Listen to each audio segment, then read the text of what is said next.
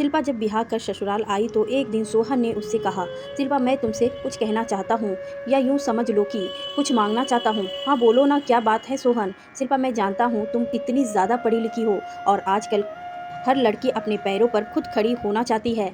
हो सकता है तुम भी यही चाहती हो। सोहन तुम कहना क्या चाहते हो, मुझे खुलकर बताओ। शिल्पा यदि हो सके तो तुम नौकरी मत करना।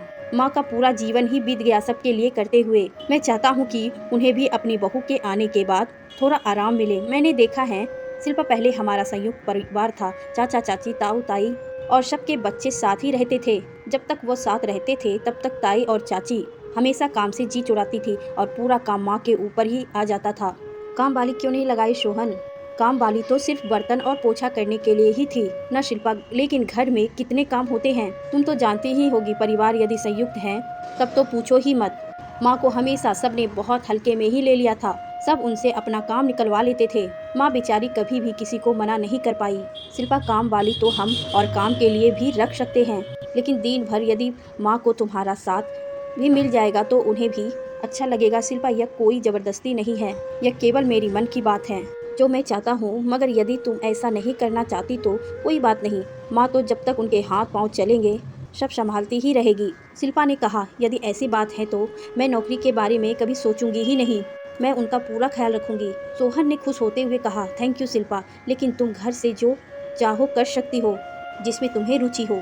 शिल्पा ने उसके बाद नौकरी के विषय में कभी सोचा ही नहीं। वह 11वीं तथा 12वीं के बच्चों की ट्यूशन लेने लगी। घर के लिए कामकाज के बाद वह बच्चों को पढ़ाती थी और उसके अच्छे खासे पैसे भी मिल जाते थे। शिल्पा घर का ख्याल भी रख रही थी और कमा भी रही थी।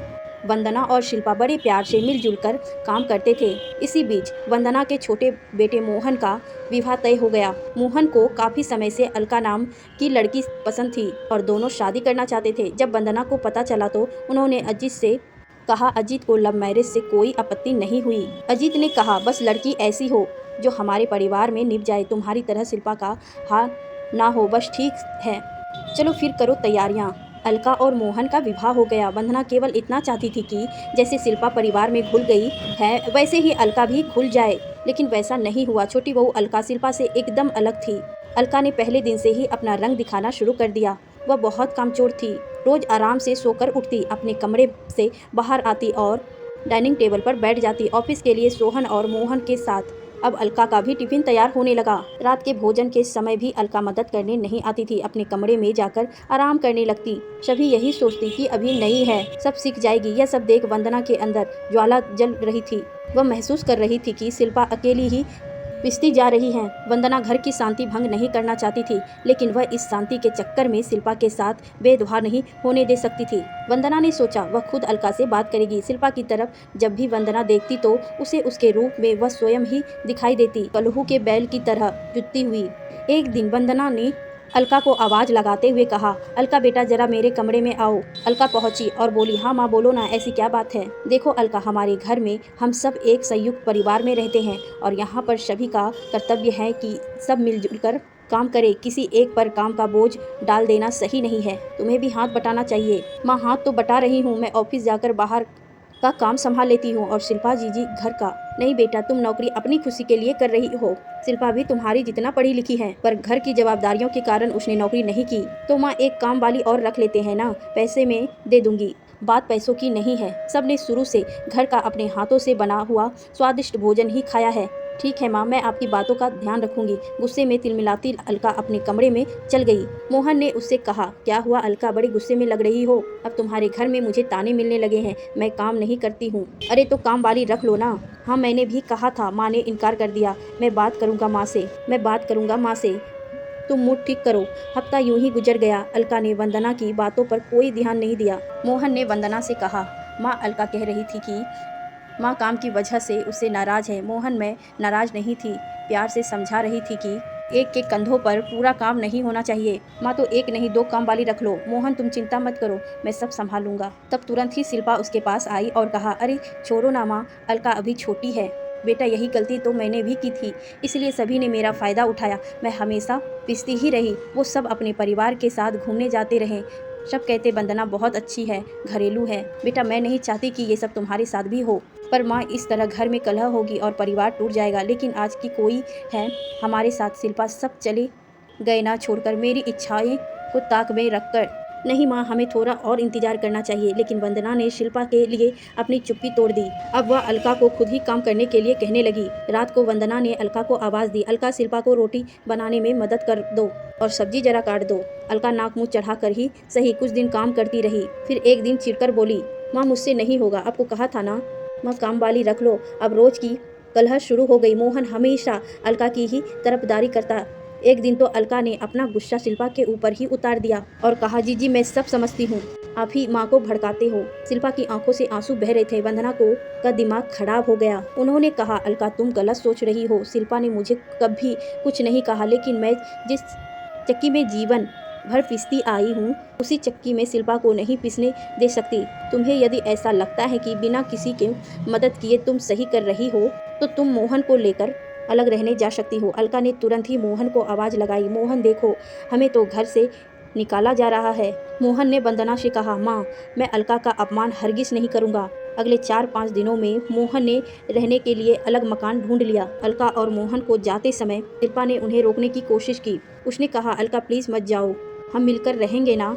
नहीं जीजी, जहाँ शांति नहीं वहाँ रहने से क्या फ़ायदा। इतना कहकर वह मोहन के साथ चली गई। वंदना टूटते परिवार को देखती रही।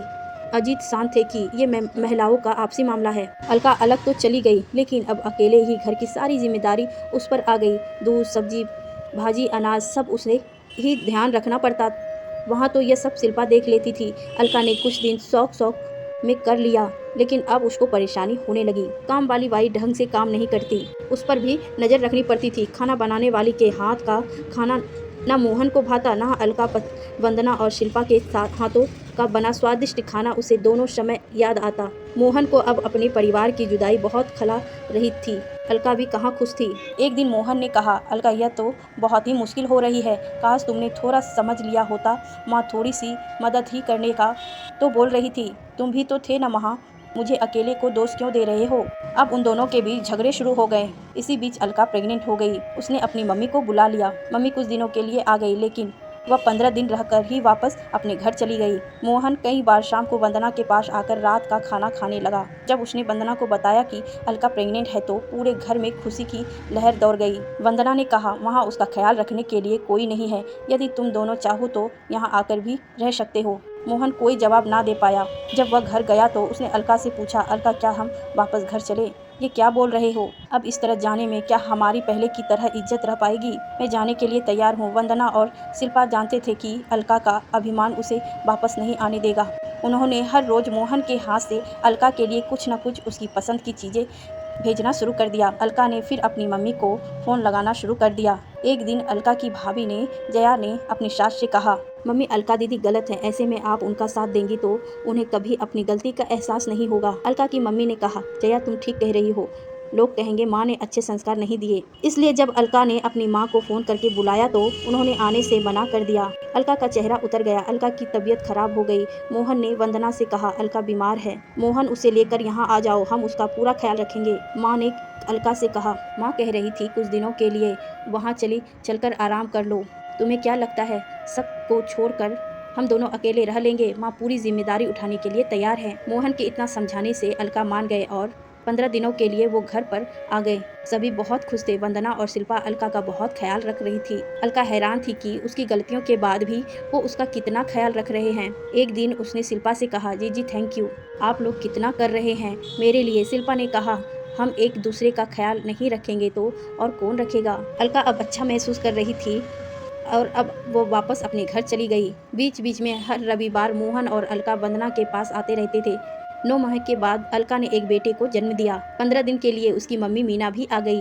वंदना ने मीना के जाने के बाद अलका को फिर से अपने घर बुला लिया ताकि देख रेख में कोई कमी ना हो। बच्चा धीरे धीरे 3 माह का हो गया। एक दिन अलका ने वंदना से कहा, माँ मैं अब संभाल सकती हूँ, मुझे जाना चाहिए। अलका, यह घर तुम्हारा है, तुम यहाँ रह सकती हो, कभी भी संकोच मत करना। अलका ने कहा, माँ मैं जानती हूँ। अलका और मोहन फिर अपने घर चले गए। अब अलका का ऑफिस शुरू हो गया। बच्चे को ऑफिस जाते समय अलका ससुराल में छोड़ देती। वंदना और शिल्पा बच्चे का पूरा ख्याल रखते। धीरे धीरे काफ़ी जमींदारी वंदना और शिल्पा पर ही आ गई। एक दिन अलका ऑफिस से सीधे अपनी माँ के घर आई। वो डोरबेल बजाना ही वाली थी कि उसे भाभी की आवाज़ आई। वह मम्मी से कह रही थी, गलती तो अलका दीदी की है, पिंकू की सारी जवाबदारी शिल्पा भाभी और आंटी पर ही तो है। अलका दीदी तो पिंकू को छोड़कर सुबह ऑफिस चली जाती हैं। ये तो वो लोग बहुत अच्छे हैं। मम्मी जो दीदी के इतने खराब व्यवहार करने के बावजूद सब कर रहे हैं। अपनी मम्मी और भाभी का यह बर्ताव सुनकर अलका की रूह कांप गई। उसका हाथ अपने आप ही डोरबेल से नीचे आ गया और वह उल्टे पांव वहां से चली गई, पर रात भर सो नहीं पाई। उसे बार बार वही शब्द कानों में सुनाई दे रहे थे। उन शब्दों की गूंज उसके मन मानसिक को भेद रही थी। वह सुबह उठी तो उसने मोहन से कहा, मोहन मुझे घर ले चलो इसी वक्त। क्या हुआ अलका, काफी उदास दिख रही हो। मोहन प्लीज कुछ मत पूछो, मुझे घर लेके चलो। ठीक है अलका, चलो। पिंकू को गोद में उठाकर अलका मोहन के साथ निकल गई। घर नजदीक ही था। घर पर पहुंचकर उसने पिंकू को वंदना की गोद में देते हुए कहा, माँ यह लो आपका पोता, मैं रसोई में जा रही हूँ शिल्पा दीदी की मदद करने। वंदना चौंक होकर सुन रही थी और देख भी रही। अलका फिर रसोई में गई जहाँ शिल्पा खाना बना रही थी। अलका ने कहा, जीजी हटो, आज से रोज मैं भी आपको गर्मा गर्म रोटी बनाकर खिलाऊंगी जैसे आप सबको खिलाती हैं। पर आखिर में खुद ठंडी ही खा लेती हैं। शिल्पा ने उसकी तरफ देखा तो अलका की आंखों से आंसू बह रहे थे, जिसमें उन आंसुओं के साथ उसका पूरा अभिमान बहता हुआ साफ दिखाई दे रहा था। आंखों में वह अपनापन था जो इससे पहले कभी नहीं दिखाई दिया था। शिल्पा ने कहा, मेरी छोटी बहना पगली रो क्यों रही है। आज तो मेरी अलका बड़ी हो गई है, समझदार हो गई है। कहते हुए शिल्पा ने उसे सीने से लगा लिया। पिंकू को गोद लिए वंदना रसोई के दरवाजे पर खड़ी दृश्य देख रही थी। तभी उसकी नज़र शिल्पा से मिली। तब शिल्पा ने कहा, देखो माँ, मैं ना कहती थी कि अभी अलका छोटी है, धीरे धीरे सब समझ जाएगी। आज हमारी अलका बड़ी हो गई माँ, और समझदार भी। अलका ने झुककर वंदना के पैर छुए और कहा, माँ मैं गलत थी। अब मुझे समझ में आ गया कि अकेले रहना कितना मुश्किल है। यदि परिवार का साथ हो तो हर चीज़ आसान लगने लगती है। माँ ने मुझे माफ़ कर दो, मैं स्वार्थी हो गई थी। मेरा करने में हमारा शब्द तो मैं भूल ही गई थी। आज यदि कोई पिंकू को मुझसे दूर कर देते तो यह सोचकर ही मेरी रूह कांप जाती है और मैं पागल मोहन को आपसे दूर करने में चली गई थी। वंदना ने कहा, अलका काश तुम्हारी माँ की तरह यदि हर माँ अपनी बेटी को सही रास्ता दिखाई तो फिर कोई अलका अपने मोहन को लेकर अलग ना जाए और कोई मोहन अपने माँ बाप से जुदा ना हो पाए। आज हमारे समाज टूटते बिखरते परिवारों में हर माँ और हर बेटी यदि थोड़ी समझदारियाँ, थोड़ी धैर्य और थोड़ा एडजस्टमेंट करना सीख जाए तो फिर हमारे परिवार टूटेंगे नहीं बल्कि और मजबूत होंगे, जिसमें रहना स्वर्ग की अनुभूति करने से कम नहीं होगा। आज हमारा परिवार उसी सुख को महसूस कर रहा है। मैं सोच रही हूँ कि मैं कितनी भाग्यशाली हूँ। बेटा अब मुझे क्या चिंता, अब तो हम दोनों को दादा दादी बनाकर दोनों के बच्चों को ही संभालना है। बाकी सब तो मेरी दोनों बेटियां ही संभाल लेगी। अब मैं रसोई से रिटायर होकर दादी का फर्ज निभाऊंगी। अब तो एक नहीं, मुझे दो दो को संभालना होगा। अलका ने दंग होते हुए पूछा, माँ ये क्या कह रही हैं आप। हाँ अलका, अब तुम चाची बनने वाली हो, कल ही डॉक्टर ने बताया है। अलका ने फिर से शिल्पा को गले लगा लिया। शिल्पा और अलका दोनों वंदना के पास गए और दोनों उनकी बाहों में ऐसे लिपट गए जैसे वही उनकी माँ हो। यह दृश्य देखकर सभी खुश थे, लेकिन मोहन की खुशी का ठिकाना ही नहीं था।